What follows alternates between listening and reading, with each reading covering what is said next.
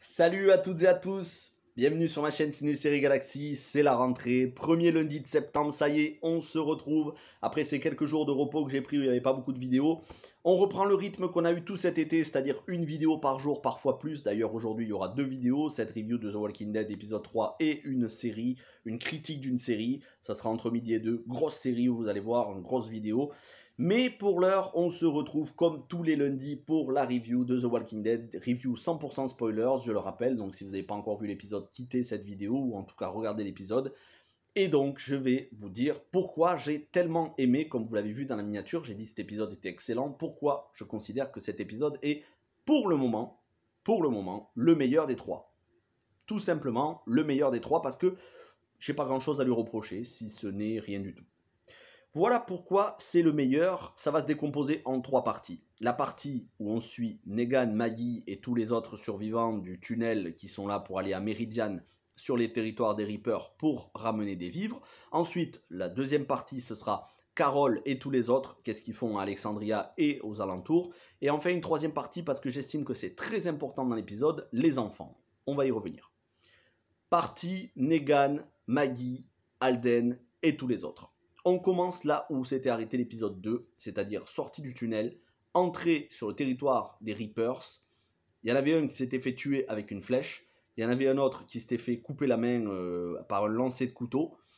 Et là, on va suivre directement, tout de suite, juste après, on suit l'action, mais cette fois-ci, caméra embarquée, caméra à l'épaule, où on suit Maggie de très près. On voit la peur sur le visage de Maggie, il y a un très bon boulot qui est fait sur l'éclairage, où l'éclairage nous montre le visage de Maggie, effrayé, peut-être pas terrorisé, mais en tout cas effrayé, et ensuite on va s'en suivre dans la nuit, une espèce de tuerie, où on va avoir plusieurs morts, énormément de blessés, mais tout ça très rapidement, avec des jets de couteau, on ne sait pas d'où est-ce que ça vient, c'est très très bien filmé, et le fait d'avoir fait une caméra à l'épaule permet de nous immerger directement dans cette séquence totalement imprévisible. Ça faisait longtemps qu'on n'avait pas eu autant d'imprévisibilité dans The Walking Dead. Tout le monde peut mourir. Alors il est évident que tout le monde, quand je dis tout le monde, non. On sait que Maggie va pas mourir, ni Negan, parce qu'on l'a vu dans la bande-annonce. Et de toute façon, c'est les personnages principaux de la saison. Tout comme Daryl d'ailleurs. Donc eux, on sait qu'ils vont pas mourir. Mais tous les autres pourraient mourir. Et d'ailleurs, il y en a 2 qui vont mourir.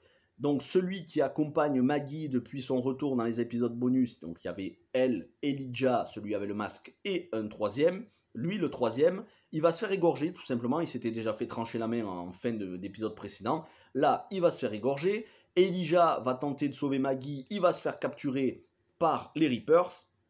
Daryl, lui, il va aller à la chasse aux Reapers, mais on le verra dans le prochain épisode, dans l'épisode 4. Duncan va se faire tuer, il va se prendre je sais plus combien de jets, 3 ou 4 jets de couteau en plein dans le ventre. Il va y avoir Negan qui va être blessé, Gabriel qui va être blessé. Bref, c'est une boucherie dès les premières minutes, ça nous met direct dans l'ambiance. Ensuite, le reste de l'épisode va être un peu plus calme, avec quand même quelques séquences un petit peu trépidantes. Donc ensuite, on continue de suivre Maggie qui va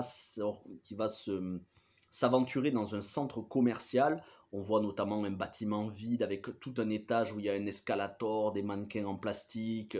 Et là, elle va être poursuivie par un Reapers. Petit détail, mais qui a son importance pour la crédibilité. J'ai beaucoup apprécié parce que ça faisait longtemps qu'on n'avait plus ce genre de détails. Le fait qu'elle pose des bouteilles en verre sur la poignée de la porte pour que, au cas où un Reaper ouvre la porte, elle entende les bouteilles tomber et se casser. Vous voyez, ça c'est des petits détails, mais qui renforcent la cohérence, la crédibilité, le réalisme. Certes, c'est pas énorme, c'est quelques petits détails, mais ça faisait longtemps qu'on n'avait pas eu ce genre de choses dans The Walking Dead. Quoi qu'il en soit, on revient pour moi aux premières heures de The Walking Dead, parce que ça faisait longtemps qu'on n'avait pas eu des décors dans des bâtiments. Pour moi, ce centre commercial, ce bâtiment qu'elle explore, renvoie directement à la première saison avec Rick et tous les autres, T-Dog, Glenn et tous les autres qui exploraient des bâtiments à Atlanta. On revient à cet environnement urbain, certes 10 ans après le début de la série, donc ça a pris un coup de vieux et c'est très vétuste, mais j'aime vraiment ce genre d'ambiance en dehors de la forêt, de la nature. Il faut revenir un petit peu à de l'urbain. C'est ce qui faisait le charme de la série aussi. Donc, elle va être attaquée par des Reapers. Là, Alden et Negan vont débarquer. Ils vont s'attaquer aux Reapers. Mais Alden va être blessé et un des Reapers va jeter une grenade. Et Negan va se précipiter sur Maggie pour lui sauver la vie, pour la mettre à l'écart de la grenade. Et là, premier point. Encore une fois, je le disais dans l'épisode précédent, c'est vraiment dommage pour ceux qui vont regarder l'épisode en français parce que vous n'aurez pas l'insider. Qu'est-ce que l'insider? C'est ce mini making-of qu'on a à la fin des épisodes d'une dizaine de minutes environ où on a Angela Kang, la scénariste, qui explique les choix scénaristiques et visuels, les choix d'action, les actions des personnages qu'il y a eu durant l'épisode.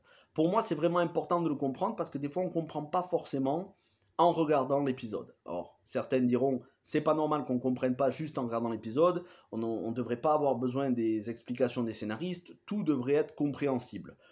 Peu importe, moi je trouve bien qu'on ait un mini making-of en fin d'épisode, de la part de la scénariste en chef, de la showrunner, parce que nul en dehors d'Angela Kang ne connaît quand même mieux la série que elle à l'heure actuelle, à l'exception de Scott M. Gimple, mais qui lui est en train de s'occuper plus de World Beyond et des films avec Rick.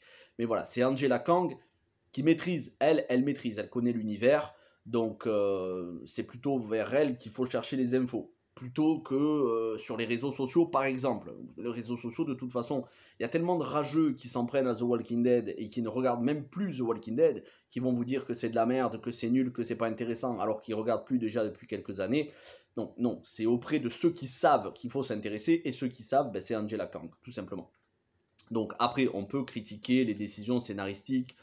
Gardons quand même un peu d'humilité, hein. C'est pas forcément, on serait pas forcément meilleur que Angela Kang à l'écriture si on était en charge de la série. Gardons un petit peu d'humilité, mais oui, bien évidemment qu'on peut critiquer certains choix scénaristiques. En tout cas, moi, pour cet épisode, contrairement à l'épisode précédent où il y avait de l'incohérence, pour cet épisode, je trouve que c'est absolument pas incohérent. Et donc, Angela Kang, elle explique que Negan sauve la vie à ce moment-là de Maggie par réflexe, par instinct, et pas forcément par bonté d'âme, par charité, pour se faire pardonner. Il la sauve par instinct. Et il est évident, mais il est évident, surtout quand on sait ce qu'elle a traversé, tout ce qu'elle a perdu, Glenn, et puis voilà, Glenn, et puis ensuite le fait d'être parti d'Alexandria, d'avoir quitté tous les personnages qu'elle connaissait qui étaient devenus sa famille, tout ça à cause de Negan en début de saison 7, il est évident que c'est pas en l'éloignant d'une grenade, certes en lui sauvant la vie une fois, que tout est pardonné. Mais c'est une évidence. Si on s'attend à ce que elle lui pardonne juste parce qu'il lui a sauvé la vie une fois, c'est pas comme ça que ça marche. Il a fait des choses qui sont quasiment impardonnables. Alors, pas totalement, mais quasiment. En tout cas, inexcusable. Donc, il va falloir beaucoup plus que ça, beaucoup plus qu'un simple éloignement d'une grenade pour que Maggie pardonne ou en tout cas comprenne que Negan a réellement changé. Je dis ça parce que c'est important pour la suite, vous allez voir. Ensuite, donc, ils sont sur la route avec Alden qui est blessé, assez grièvement, mais qui n'est pas non plus en train de mourir, mais il est blessé sérieusement. Et là, donc, ils vont trouver Duncan qui est en train de mourir, avec Agatha qui se bat contre des zombies. Agatha, ensuite, va se faire mordre. Et là, Negan va sauver la vie une deuxième fois à Maggie en l'éloignant, alors que elle, Maggie, veut rejoindre Agatha pour tuer tous les zombies, mais ce serait une mauvaise idée parce qu'elle se ferait dévorer elle aussi. Donc on va avoir Agatha qui va se faire dévorer vivante par les zombies, et Negan qui va sauver une deuxième fois la vie à Maggie. Mais entre-temps, avant de lui sauver la vie une deuxième fois, il va avoir un petit dialogue avec elle. Et ce petit dialogue, il va lui dire, écoute, t'étais pas là pendant des années, maintenant ton groupe me fait confiance, écoute-moi, les gens peuvent changer, et moi j'ai changé. Et elle va lui dire, non, Negan, tu n'as pas changé, tu es libre de partir, je vais pas te tuer, j'ai plus vraiment l'envie de te tuer, t'es libre, mais n'en demande pas trop. Ne me demande pas de croire que tu as profondément changé. Tu peux te tromper toi-même, mais tu ne me tromperas pas moi. Tu peux te persuader que tu as changé, mais moi tu ne me persuaderas pas. C'est logique qu'elle dise ça. C'est un réflexe chez elle, c'est un mécanisme, parce que elle a tellement souffert de ce que lui a fait Negan que dans son esprit, elle a encore du mal à concevoir que Negan ait pu changer. Il faut se mettre à sa place. Je sais que certains trouvent que Maggie est très désagréable. Je peux concevoir, elle est très désagréable. Mais c'est normal qu'elle soit désagréable. Ce serait... à la rigueur, ce serait pas cohérent si elle venait, elle disait à Negan, ouais bon c'est bon, t'as changé, t'inquiète, on va faire ami-ami, je te prends dans les bras. Non, ça marche pas comme ça. Il est normal qu'elle soit désagréable vis-à-vis de Negan.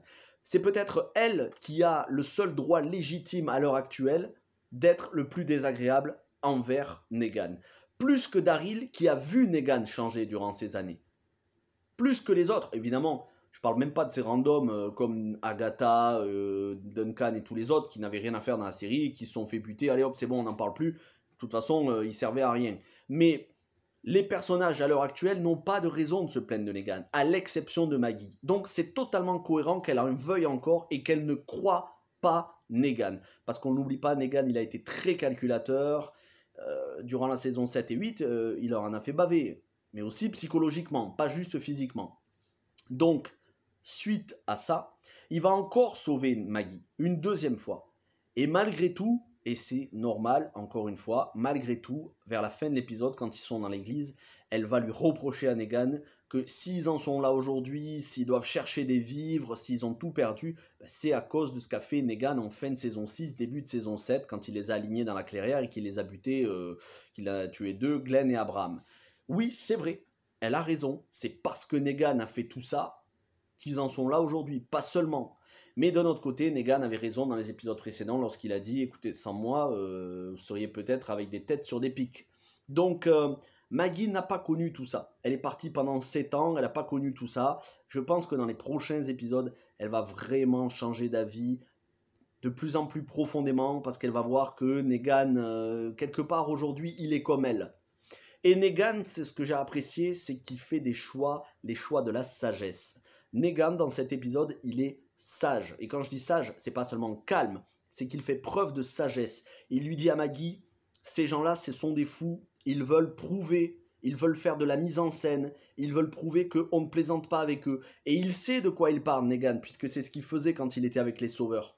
Donc il lui dit, il ne faut pas qu'on joue leur jeu, il ne faut pas aller sur leur route, ni là où ils sont. Il faut s'éloigner de la route, il faut partir en forêt. Et là, ce que j'ai beaucoup apprécié, et là c'est très clairement une petite pique aux anti-Alden. Parce que je ne suis pas un anti-Alden, je défends ce personnage. Et tous ceux qui me diront que Alden ne sert à rien, cet épisode va leur donner tort. Parce que Alden, il est la conscience, il est la raison de Maggie dans cet épisode. C'est lui qui est le plus raisonnable. C'est lui qui sait remettre Negan en place quand il va trop loin. Et c'est surtout lui qui sait aussi raisonner Maggie quand elle va trop loin. Et il lui dit, Negan a raison, tu ne devrais pas faire ceci, tu ne devrais pas faire cela. D'ailleurs, à un moment donné, il lui dit, est-ce que tu vas bien, Maggie? Elle dit, oui, je vais bien. Il lui dit, non, je ne te parle pas par rapport à Negan. Je te demande, est-ce que tu vas bien psychologiquement? Voilà, c'est-à-dire que Alden s'intéresse profondément à Maggie, il la comprend. Il la comprend peut-être mieux que n'importe qui à l'heure actuelle dans la série. À l'exception bien évidemment des persos comme Daryl et Carol, mais il y a toujours eu un feeling entre une relation de confiance dès le départ entre Alden et Maggie, et Alden il comprend Maggie même sans parole. Et dans cet épisode, il fait preuve de courage en disant à Maggie « Laisse-moi », parce qu'il est blessé, je vais vous retarder, c'est courageux de dire ça. C'est vraiment un perso que j'apprécie, j'aurais tellement aimé qu'il soit mieux écrit déjà depuis bien longtemps. En tout cas, dans cet épisode, il est très bien écrit, Alden, et pour moi, c'est la voix de la raison qui va pousser Maggie, ainsi que Negan aussi, mais qui va pousser Maggie à faire les bons choix, le laisser pour privilégier d'aller chercher les vivres. C'est courageux, c'est des bonnes décisions. En même temps, il donne voilà, un petit peu d'espoir à Maggie en lui parlant de Adam, l'enfant qu'il a recueilli dans la saison 9 ou 10, je ne sais plus. Bref, Alden qui est touchant. Alden qui est touchant dans cet épisode. Encore une fois, malgré les rageux anti-Alden qui trouvent que ce perso ne sert à rien. Non, ce perso est très intéressant. Moi, personnellement, j'aimerais qui prennent l'intrigue de Dante dans les comics. Pour ceux qui n'ont pas lu les comics, je vais pas vous faire, voilà, je vais pas vous spoiler. Ceux qui ont lu les comics, vous savez ce que je veux dire. la relation qu'avait Dante avec Maggie. Dante n'a pas été exploité dans la série de la même manière que dans les comics, il a eu une intrigue totalement différente avec les chuchoteurs et tout ça, mais normalement Dante il a une relation spéciale avec Maggie, et j'aurais aimé, en tout cas j'aimerais, que Alden prenne cet arc narratif. Et donc oui, j'aimerais qu'il reste en vie, et qu'il reste en vie encore longtemps, voire qu'il reste en vie dans la série tout simplement.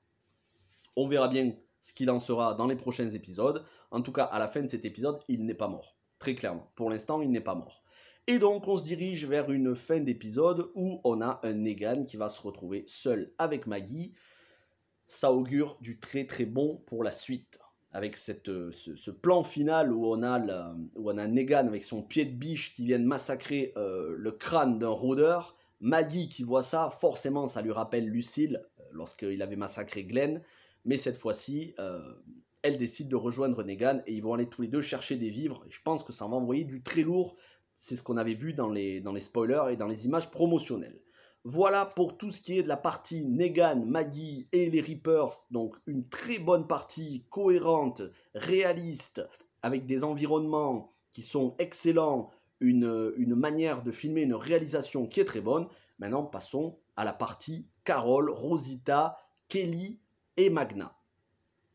Carol qui est toujours très tourmentée, voilà, on sent la détresse psychologique et affective, mentale, nerveuse de Carol, qui va devoir faire les choix les plus durs, notamment à la fin de l'épisode, après avoir récupéré tous les chevaux. C'est elle qui va mettre fin à la vie, qui va égorger, qui va saigner un cheval qui était à bout.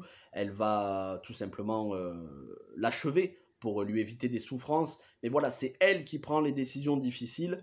Et en même temps, j'ai beaucoup aimé ce dialogue entre Magna, qui est vraiment un super perso, qui prend de plus en plus d'importance. Magna est très très bien écrite, malgré le fait qu'on la voit pas assez pour moi, mais bon, ça c'est parce qu'il y a trop de persos. Mais on va avoir ce dialogue entre Magna et Carol, où Magna va dire à Carol, écoute, tu es en train de donner de faux espoirs à Kelly de retrouver Connie, c'est parce que tu t'en veux de ce qui est arrivé dans la saison précédente, mais voilà, faut que tu arrêtes de t'en vouloir, et surtout, faut que tu arrêtes de donner des faux espoirs à Kelly. Et Carol qui va quand même dire à la fin à Kelly, bon ben viens, on va faire une patrouille, on va chercher ta sœur. Elle passe outre les conseils de Magna. Magna, on sent toute l'empathie qu'elle a pour Carol lorsqu'elle la prend dans les bras, lorsqu'elle voit que Carol elle est à bout parce que les chevaux, ils ont retrouvé une partie des chevaux qui se sont fait dévorer vivants par les rôdeurs.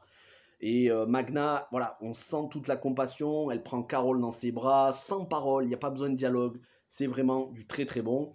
On a aussi Rosita que j'ai apprécié dans cet épisode, qui nous change un petit peu de la saison 10 où on avait cette espèce de triangle amoureux en carton entre elle, Gabriel et Siddiq. Ah oui, je t'aime, moi non plus, oui, oui, mais lui c'est le père, et non, je préfère l'autre, on s'en fout. Voilà. Là, Rosita, elle va être intéressante parce que déjà, on va aller la voir faire la cueillette aux champignons. Et ensuite, on va aller la voir avec les autres filles. J'aime bien ce petit girl power, là, ce girl band, à Birds of Prey. J'aime bien. Et du coup, on va voir Rosita se rendre utile et surtout parler d'Abraham. Et ça m'a surpris parce qu'elle dit, voilà, j'ai rêvé d'Abraham. Il se fait tuer à la fin, mais pas de la manière... il se fait tuer avec une balle dans la tête, donc c'est différent de la mort qu'il a eue, Abraham, dans la série. Et elle dit, j'ai l'impression que ça veut dire quelque chose, ce rêve, que ça a un lien avec ce qui va nous arriver à Alexandria, mais je ne sais pas encore quoi. Donc on sent Rosita qui réfléchit aussi donc à son passé, et qui réfléchit par rapport à la communauté, qu'est-ce qui pourrait être utile, quels sont les dangers éventuels. Donc voilà, on a une Rosita où la psychologie est développée, qui sert à quelque chose, et ce girl band, donc cette bande de filles qui vont ramener des chevaux à Alexandria, parce que les chevaux c'est important, on en a besoin. Certes, ils ont besoin de rebâtir les murs, mais sans chevaux, ils ne peuvent pas récupérer des vivres, et voilà, ils ont besoin de main d'œuvre, et les chevaux peuvent être de la main d'œuvre lorsque les humains sont épuisés. C'est ce que Carol explique à Aaron. Encore une fois, c'est cohérent, c'est totalement cohérent. Au niveau de l'écriture, cet épisode, j'ai rien à lui reprocher. Et enfin, on va avoir les enfants. Et les enfants, c'est très très important, parce que Judith et Herschel, il est en train de s'installer une relation d'amitié entre les deux que j'apprécie beaucoup, par petites touches. Mais je pense que ce sont les deux héros principaux qu'on aura en fin de série. Alors après, c'est compliqué parce qu'on a les films avec Rick. Est-ce que les films avec Rick vont s'insérer avant la fin de la série ou après? Est-ce qu'à la fin de la série, on va voir Judith et Herschel à l'âge adulte? C'est complexe. Pour l'instant, on ne sait pas encore. Mais on sent qu'il est en train de se nouer petit à petit une relation de confiance et d'amitié entre ces deux enfants, mais aussi entre Judith et Gracie, la fille adoptive de Aaron. Elles sont complices les deux. On sent qu'elles s'entendent très bien. Avec RJ, donc Rick Junior, au milieu de tout ça. Voilà, ce petit groupe d'enfants, ils sont très intelligents, très matures pour leur âge. Judith, dans ce qu'elle dit, mais aussi Herschel, du fait que les adultes leur font des promesses qu'ils ne sont pas capables de tenir, parce qu'en fait, les adultes font ces promesses à la fois pour réconforter les enfants, mais pour se réconforter eux-mêmes, pour se donner du courage, sachant qu'ils pourraient ne pas tenir leurs promesses, et les enfants ne sont pas aveugles de ça. En cela, ils sont très bien écrits. On va avoir aussi Herschel lorsqu'ils vont manger du cheval. Si j'ai bien compris, c'est le cheval que Carol a tué, qu'ils ont découpé, qu'ils ont fait cuire. Oui, il n'y a pas de vegan dans The Walking Dead. Hein, faut pas se mentir. The Walking Dead, il n'y a pas de place pour les véganes. Hein. Les véganes, voilà, ils peuvent bouffer des champignons hallucinogènes, mais à un moment donné, si tu as juste du cheval à manger, tu le manges. Donc, et je dis ça en tout respect pour les véganes, mais ils mangent du cheval et Judith n'a jamais mangé ça. Et Herschel, on sent qu'il a mangé n'importe quoi quand il était sur la route avec sa mère. Il dit d'ailleurs, ça c'est meilleur à manger que les araignées qu'on a mangées avec ma mère. Donc voilà, on sent que le gamin, il en a vécu. Il a un gros bagage. Quelque part, c'est un survivant ce gosse. Donc c'est intéressant de voir tout ça, que ces enfants sont très bien écrits. Vraiment, j'ai rien à redire sur cet épisode. C'est bien filmé. Il y a des morts, juste ce qu'il faut. On a des blessés, même parmi les personnages importants. On ne sait pas qui va s'en tirer. On a ce sentiment de danger qui est omniprésent. On a aussi des notes d'espoir lorsque tout le groupe des filles, des femmes vont retrouver les chevaux. C'est filmé justement avec la lumière du soleil, ce paysage, pour nous dire, ouais, voilà, il y a une lueur d'espoir. C'est très bien. Très bon épisode. La musique de Bear McCreary en fin d'épisode notamment est excellente. Calme, posé, mélancolique, rien à redire. J'espère que la suite va être aussi bonne. N'hésitez pas à me dire ce que vous en avez pensé. Certes, ma review est un peu longue, 22 minutes, j'en ai conscience, mais voilà, au moins j'ai décortiqué l'épisode dans ses moindres détails. N'hésitez pas, hein, voilà, vous regardez ce que vous voulez regarder en entier. Mais en tout cas, c'est du 100% spoiler, ça sera comme ça chaque semaine. Quand il y aura plus de choses à dire, ben, ce sera plus long. Quand il y aura moins de choses à dire, ce sera moins long. J'espère que vous suivrez ces reviews semaine après semaine. N'hésitez pas à me dire, vous, si vous regardez The Walking Dead, qu'est-ce qui vous a marqué dans l'épisode, qu'est-ce que vous en attendez. Merci à tous et on se retrouve donc dans quelques heures pour une grosse vidéo sur une série que j'ai adorée. Je vous en dis pas plus. Et ensuite, tout le reste de la semaine, vous aurez des vidéos tous les jours avec des adaptations de jeux vidéo chaque week-end. D'ailleurs, il y en a une qui est sortie hier. Mortal Kombat Legends Scorpion's Revenge. Et la semaine prochaine, il y aura une autre adaptation de jeux vidéo. Merci à tous, bonne rentrée, portez-vous bien et ciao tout le monde.